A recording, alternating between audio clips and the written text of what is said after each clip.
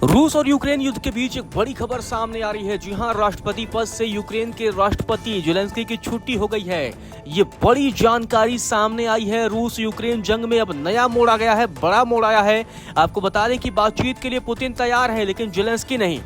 और जो दावा किया गया है उसके मुताबिक, संविधान के मुताबिक जेलेंस्की अब राष्ट्रपति नहीं है। रूस के मंत्री लावरोव ने यह दावा किया है। आपको बता दें कि रूस और यूक्रेन के बीच जारी जंग के बीच एक बार फिर बातचीत की संभावना पर चर्चा तेज हो गई है। रविवार को रूस के विदेश मंत्री सेर्गेई लावरोव ने कहा कि राष्ट्रपति व्लादिमीर पुतिन यूक्रेन के राष्ट्रपति व्लादिमीर जेलेंस्की से बातचीत करने को तैयार हैं, लेकिन उन्होंने जेलेंस्की की वैधता पर ही सवाल खड़े कर दिए।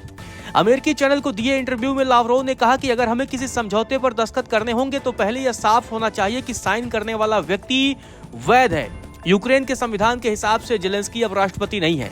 लावरोव ने जोर देकर कहा कि जेलेंस्की यूक्रेन की सरकार के डिफेक्टो प्रमुख हैं, लेकिन असली सवाल यह है कि समझौते पर हस्ताक्षर कौन करेगा।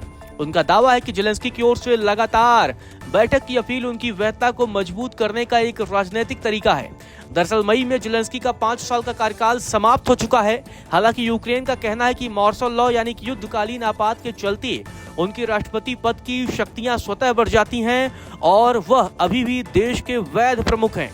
लावरोव का यह बयान ऐसे समय में आया है जब कुछ दिन पहले ही अलास्का में रूस के राष्ट्रपति पुतिन और अमेरिकी राष्ट्रपति ट्रंप के बीच अहम बैठक हुई थी। इस बैठक के बाद रूस ने अमेरिका से रिश्ते सुधारने पर बात कही और ट्रंप को मॉस्को आने का न्योता दिया। अमेरिका के उपराष्ट्रपति जेडी वेंस ने कहा कि रूस ने ट्रंप की मांगों के बाद यूक्रेन को लेकर काफी अहम रियायतें दी।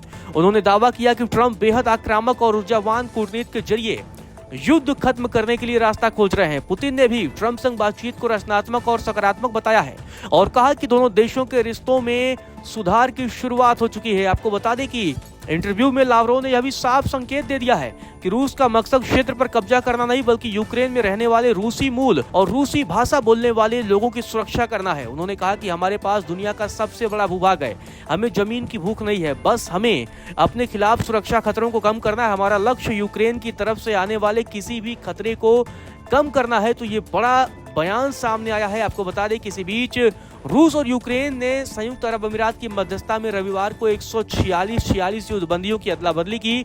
इस पूरे मसले पर रूसी रक्षा मंत्रालय की तरफ से जवाब भी सामने आया और कहा गया कि रिहा किए गए सभी रूसी सैनिक बेलारूस पहुंच गए हैं, जहां उन्हें चिकित्सकीय और मानसिक सहायता दी जा रही है। साथ ही यूक्रेन ने रूस को कुर्स्क क्षेत्र के 8 नागरिक भी लौटाए हैं। यूक्रेन के राष्ट्रपति जेलेंस्की ने टेलीग्राम पर तस्वीरें भी साझा की है और बताया है कि और ज्यादातर कैदी 2022 से बंदी थी। इसमें एक पत्रकार भी शामिल था जिसे आक्रमण शुरू होने के 1 महीने बाद ही पकड़ा गया था।